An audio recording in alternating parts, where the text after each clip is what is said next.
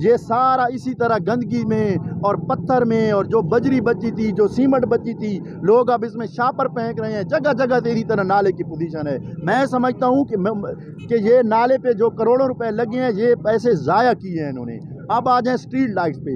ये आप देखें ना, पुराना पोल साथ खड़ा है। उस वक्त जब रोड बन रहा था तो सुनने में आया था कि ये जो स्ट्रीट लाइट्स के पोल हैं, ये सारे उखाड़ के दोनों साइड पे ले जाएंगे। चलो, इन्होंने साइड पे वो पोल नहीं लेके गए।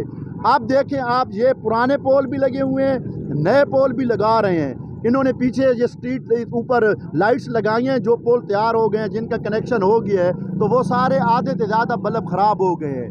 नाकिस यानी इन्होंने बल्ब लगाए हैं। और उसके बाद इनको पुराने पोल को ये उखाड़ के पता नहीं कहाँ ले गए, हमें तो ये भी नहीं पता, जो यहाँ से इन्होंने पोल उतारे हैं। और रात को कोई जनाजा होता है, ईदगाह की तरफ लोग जाते हैं, जनाजा लेके जाते हैं, तो ये सेंटर मॉडल चौक से लेकर पूरे शहर में